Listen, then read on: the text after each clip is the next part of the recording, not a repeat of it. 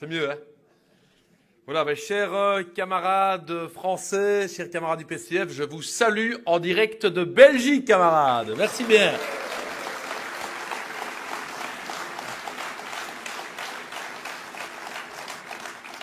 Permettez-moi tout d'abord, évidemment, de remercier d'abord la fédération, évidemment, du PCF, Benoît, du PCF de Lyon et du Rhône, de m'avoir invité. Merci beaucoup, Fabien, d'avoir pensé à moi aussi pour faire ce meeting ensemble. Merci beaucoup, Madame Camarade la maire, ou comment est-ce qu'on dit ici, hein, Michel, quoi. Hein, qu'est-ce qu'on rêverait d'avoir une maire communiste en Belgique. Donc, franchement, merci beaucoup de votre accueil ici aujourd'hui.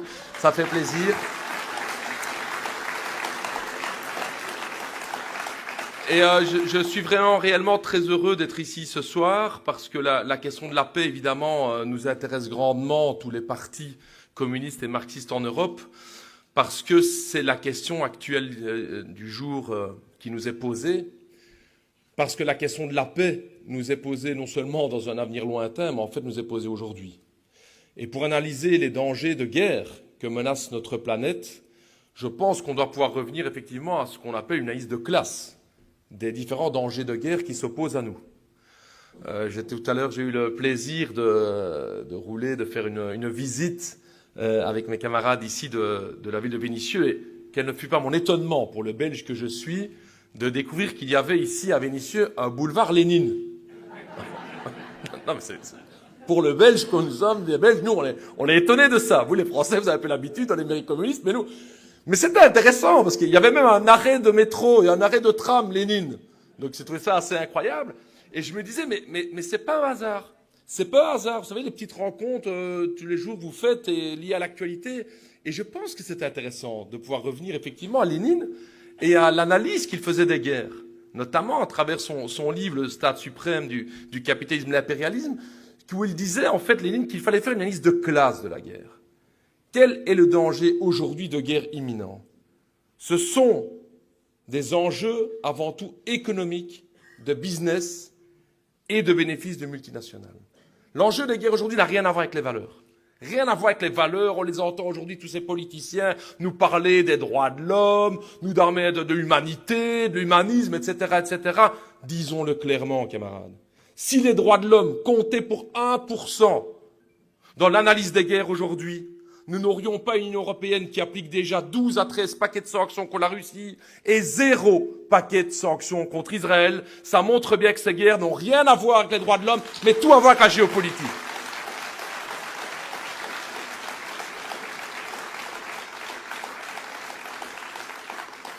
Et donc, nous avons donc pu classer la question de savoir si les guerres avaient lieu pour les valeurs. Les guerres ont lieu pour de l'argent, pour du business.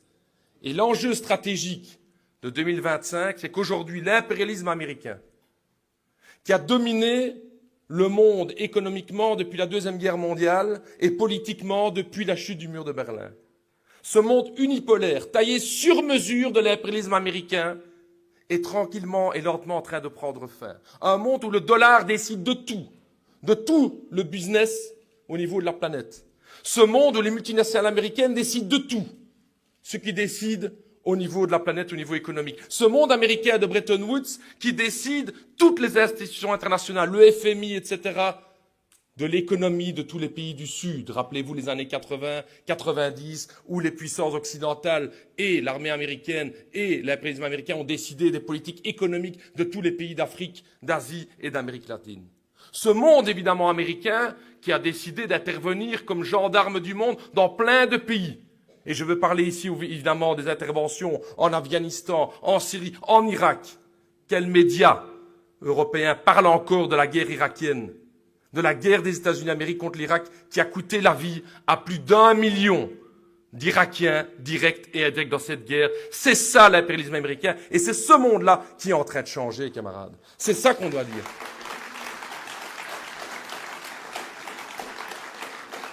Parce que, nommons-le, depuis la première fois, depuis la Deuxième Guerre mondiale, une puissance du Sud, une puissance non alignée.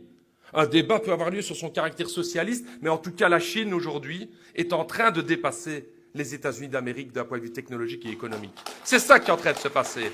Et donc, camarades, qu'est-ce qui se passe dans un monde où une puissance économique capitaliste est dépassée par une autre puissance. C'est à ce moment-là que les dangers de guerre deviennent imminents. C'est exactement l'analyse de Lénine de la Première Guerre mondiale. Quand, à un moment donné, l'impérialisme français, britannique, etc., était en train d'être dépassé par l'impérialisme allemand, etc. Les contradictions interimpérialistes sont en train de monter aujourd'hui. Et c'est bien ça, l'enjeu de la guerre. Parce qu'évidemment, Trump, c'est scandaleux, je viens de tout à l'heure, mais Trump dit tout haut ce que l'establishment américain a toujours pensé tout bas. Quand il dit « moi je fais un business avec l'Ukraine, je veux bien faire le médiateur en Ukraine, ma seule petite condition, c'est que tout le sous-sol ukrainien appartient aux multinationales américaines. » C'est la seule condition de Trump. Mais c'est comme ça qu'a toujours fonctionné l'impérialisme américain. Et donc nous, chers amis, chers camarades, comme mouvement marxiste, comme mouvement communiste, c'est dans la guerre anti-impérialiste, de la mobilisation anti-impérialiste que nous mènerons ici les combats pour la paix dans les années à venir, camarades. Voilà ce qu'on va faire.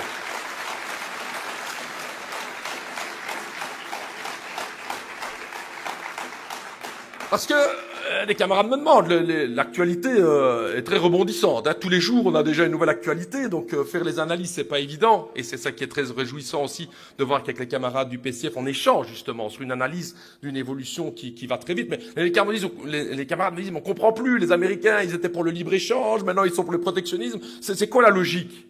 Mais la logique, c'est clair. C'est quand l'impérialisme américain était dominant d'un point de vue technologique, le libre marché permettait aux multinationales américaines de gagner les marchés.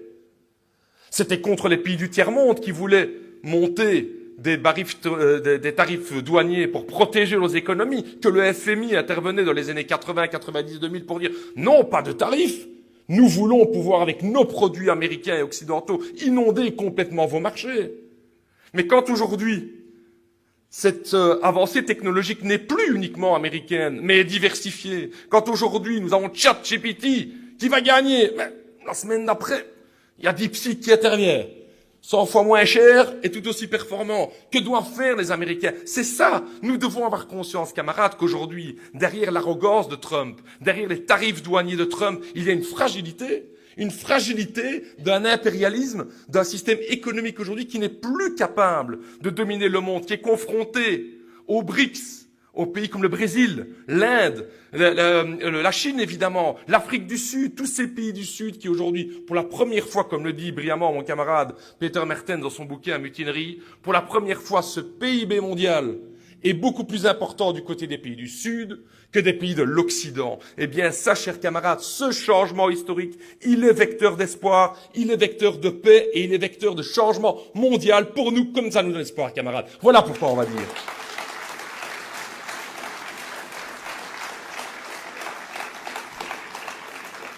Et donc se pose la question stratégique pour nous, les marxistes européens. Quelle place va prendre l'Union européenne dans cette séquence géostratégique importante? C'est une question cruciale. La première question est de savoir, c'est est-ce que l'impérialisme européen, parce qu'appelons-le comme ça, va continuer à suivre docilement l'impérialisme américain. Nous devons constater que globalement en Europe, je ne veux pas sous-estimer certains courants gaullistes en Europe ou en France, mais globalement, et nous en tout cas en Belgique, c'est à fond Vollenbach comme on dit chez nous, c'est en tout cas une élite économique et politique européenne qui suit docilement les États-Unis d'Amérique. Okay? Ça, c'est clair, on doit pouvoir le dire. Il faut mettre un arrêt à cette politique docile. Pendant des années, nous avons dit, comme PTB en Belgique, que l'OTAN n'était pas la solution. Nous avons dit pendant des années en Belgique que suivre les Américains n'était pas la solution. Et tous les partis traditionnels lui disaient « Oh, vous êtes anti-américains, vous êtes des extrémistes, vous êtes des communistes. » Ils ont raison, etc. Mais tous les istes possibles, imaginables. Et là, maintenant, ils sont tous... ils ont rien vu venir. Quoi. Ils ont rien vu venir. Là, Trump leur a mis quelques baffes. Trump a toujours fait ce qu'il dit. Les États-Unis n'ont pas d'alliés. Les États-Unis n'ont que des concurrents économiques, y compris l'Europe. Et donc, la première question qui nous est posée, camarades, c'est que l'Union européenne ne pourra être qu'une Union européenne libre qu'à partir du moment où elle sera non alignée sur les intérêts des États-Unis d'Amérique. Ça, c'est la première condition pour une Union européenne libre.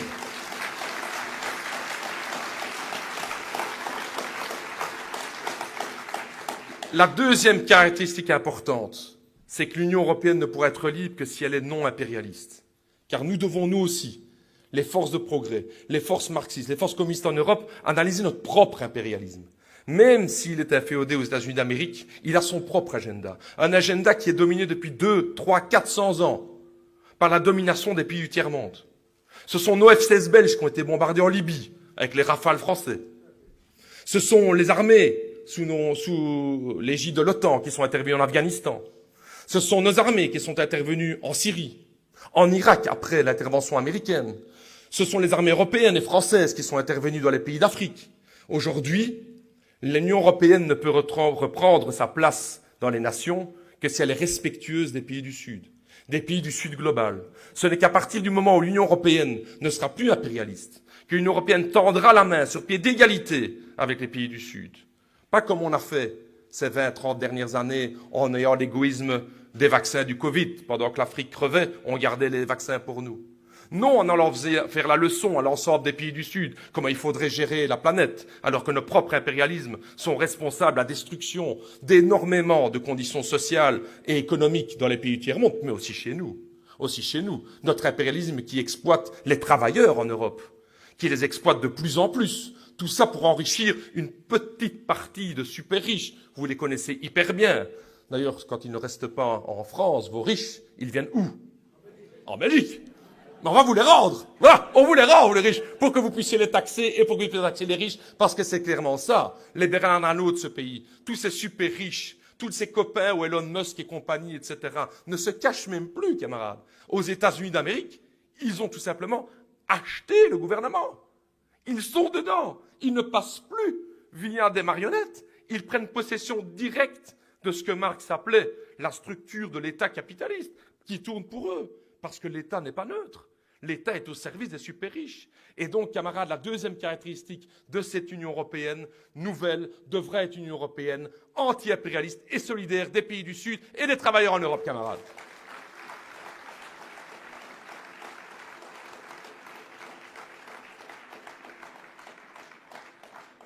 Dernier point important qui me semble avoir les perspectives directes et concrètes de lutte, c'est l'analyse de la militarisation de nos sociétés, camarades. L'impérialisme, pour exporter son agression externe, doit militariser l'intérieur de ces pays, l'intérieur de notre vie.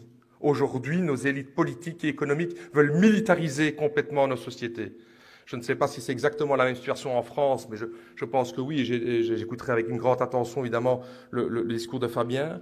Mais donc, chez nous, en Belgique, de plus en plus, on voit d'abord que d'un point de vue économique, on veut transformer de plus en plus de nos entreprises de la production militaire.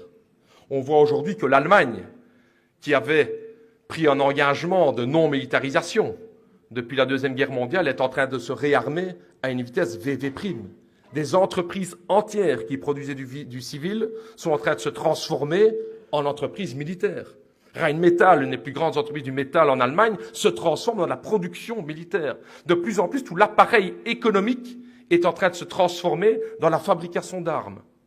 C'est clair, camarades, que là-dedans, la France impérialiste est vouée à jouer un rôle important dans l'impérialisme européen, vu son leadership en matière militaire. Or, nous devons avoir conscience, camarades, que plus des armes sont produites, plus il y a de la guerre. Pour la bonne et simple raison qu'une arme est produite pour être utilisée. Quand vous fabriquez des produits civils, ils sont usés dans la consommation civile. Vous allez fabriquer des chics, comme on dit chez nous, des bonbons chez vous, hein, chez Haribo, là, j'ai été visiter avec les enfants, voilà, vous produisez une chic, vous avez un bonbon, vous le mangez, vous allez consommer le produit. Un frigo, ça va durer un peu plus longtemps, en fonction d'où vous l'achetez, hein, je veux dire, voilà. Mais des armes, c'est quoi l'usure d'une arme? C'est d'être utilisée.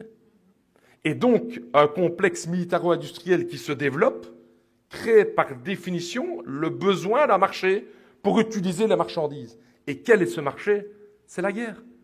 C'est la guerre. Il n'y a que la guerre qui peut offrir ce marché-là. Et donc, camarades, nous devons bien avoir conscience aujourd'hui que les investissements massifs que l'Union européenne prépare au niveau de la guerre, parce que vous avez vu ça, pendant 20 ans, ils nous ont dit « Oh, il n'y a pas d'argent pour les pensions, il n'y a pas d'argent pour les services publics, il faut appliquer l'austérité, les règles de Maastricht. » Vous vous souvenez de ça? Tout près de chez moi, Marxiste. Ça a 20 km de chez moi, Maastricht. Mais franchement, il n'y avait pas d'argent. Mais regarde, Après 5 minutes, Ursula von der Leyen, 800 milliards. 800 milliards, je ne sais pas où elle les a trouvés. 800 milliards. Donc pour la guerre, il y a 800 milliards et pour les pensions, il n'y a rien du tout. C'est ça le choix politique d'Ursula von der Leyen. Et nous ne sommes pas d'accord avec ça, camarades.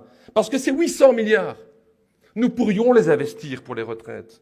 Ces 800 milliards, nous pourrions les investir pour l'école et pour nos enfants. Ces 800 milliards, nous pourrions l'investir pour notre industrie, pour de la recherche, pour la technologie, parce que c'est là-dessus que l'Union européenne est en retard. C'est là-dessus que l'Union européenne est en train de se faire battre par toutes les économies du monde, parce qu'elle n'investit plus dans ses infrastructures. Ces 800 milliards, on peut les investir dans le chemin de fer.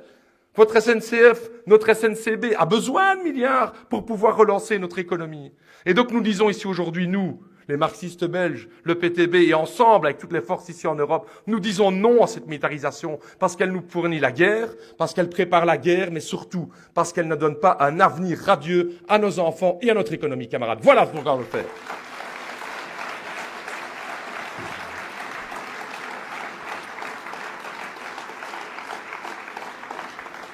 Et il me reste dès lors à finir ce discours par quelque chose qui me semble essentiel, camarades. C'est l'espoir. L'espoir, parce que les moments de crise, les moments de tension interimpérialiste ont toujours été des moments historiques où le mouvement ouvrier a pu se renforcer. Ça a toujours été des moments où ceux du dessus sont en crise, parce qu'ils sont concentrés sur leur guerre. Ça a été des moments où toute la fable des 30-40 ans, des 30 glorieuses, un capitalisme triomphant, avec une grande stabilité, est en train de s'ébranler. Mais la question de savoir si les masses populaires, si la classe travailleuse va basculer soit dans l'alternative à gauche, soit dans l'alternative anticapitaliste, soit vers la droite, le nationalisme, le chauvinisme et la guerre, ça ne dépendra que d'un seul facteur. C'est nous. C'est nous, camarades. C'est nous. Nous pouvons accélérer l'histoire. Et pour ça, on a besoin d'organisation. On a besoin d'être présent sur le terrain. Je sais que je n'ai aucune leçon à vous donner en matière parce que j'ai un respect incroyable pour les camarades de tout ce que fait le Parti communiste français. C'est une des raisons pour laquelle, outre évidemment les connexions individuelles que nous avons comme responsables de parti, mais d'un point de vue stratégique, nous le savons, que ces gauches révolutionnaires, que ces gauches marxistes qui sont partout en Europe, avec tous les débats qu'on peut avoir, camarades, parce que les questions stratégiques ne sont pas simples aujourd'hui. Nous avons tous nos histoires, nous avons tous nos pratiques, nous cherchons tous des voies qui ne sont pas évidentes dans un monde qui est complexe. Mais une chose est sûre, c'est que nous avons l'histoire de notre côté. Parce que le capitalisme ne peut pas offrir le bonheur social, le bonheur écologique, le bonheur démocratique, le bonheur à nos enfants. Il ne peut pas l'offrir. Nous avons le futur avec nous. Nous avons notre grille d'analyse marxiste. Nous avons l'organisation. Nous avons l'espoir que nous devons incarner. On l'a toujours fait ces derniers siècles ici en Europe. C'est de nous qu'attendent les classes travailleuses d'incarner cet espoir. Et cet espoir, camarades, c'est par aussi le dialogue, par le combat commun, par des meetings comme aujourd'hui, et nous ferons des meetings en Belgique aussi, avec le cadre du PCF, par des manifestations communes, par des réflexions, par des études ensemble, par des échanges d'analyses stratégiques. Parce que l'avenir appartient à la classe travailleuse. L'avenir appartient à ceux qui produisent les richesses. Non, nous ne ferons pas la guerre pour les superpuissants. Comme disait Anatole France, que vous connaissez mieux que moi, mes camarades, on croit faire la guerre pour la patrie, mais on fait la guerre pour les industriels. C'est pour ça.